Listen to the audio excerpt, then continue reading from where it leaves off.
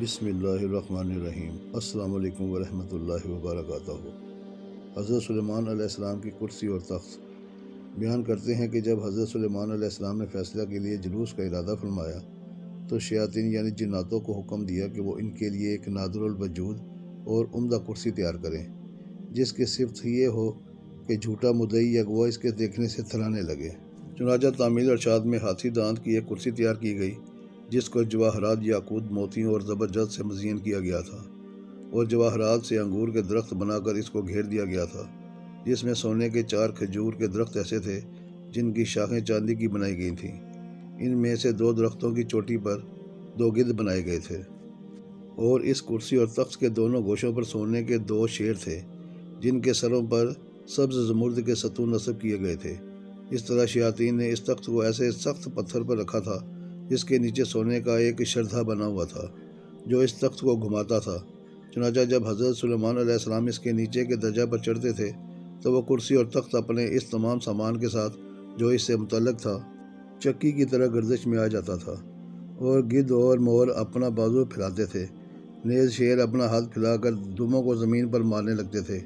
اور ہر درجہ میں صعود پر یہی کیفیت پیدا ہوتی رہتی تھی،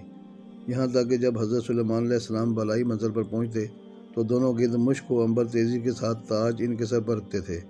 اور تخت پر جلوہ افروز ہونے کے بعد سونے کا کبوتر زبور پیش کرتا تھا جس کو لوگوں کو سنایا کرتے تھے۔ ان کے دائیں جانب علماء بنی اسرائیل سونے کی کرسیوں پر بیٹھتے تھے اور بائیں جانب معزز جنات چاندی کی کرسیوں پر۔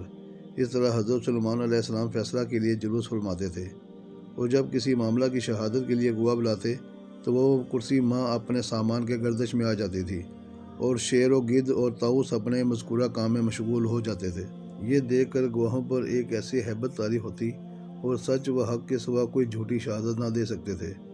پس جب حضرت سلیمان علیہ السلام کا انتقال ہوا تو اس کرسی کو شاہ بخت نصر نے اپنے قبضے میں لے لیا، مگر جب اس نے اس کے اوپر چڑھنے کا ارادہ کیا تو ایک شیر نے اپنے دائیں ہاتھ سے بادشاہ کی پنڈلی اور قدم پر ایک ایسی چھاپ ماری جس کے باعث وہ کرسی پر چڑھ نہ سکا، اور اسی کرب و بے چینی میں مبتلا ہو کر مر گیا، اور وہ کرسی شہر انطاکیہ روم و شام کے دارالسلطنت میں باقی رہی، یہاں تک کہ اہل انطاکیہ سے کراس بن صدرس نے جنگ کی اور خلیفہ نے بخت نصر کو شکست دی۔ اس کے بعد کرسی بیت المقدس کی طرف لائی گئی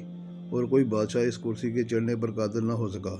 پھر اس کو سقرہ بیت المقدس کے پیچھے رکھا گیا، جس کے بعد آج تک اس کی کوئی خبر یا اثر معلوم نہ ہو سکا کہ کہاں گئی اور کیا ہوا۔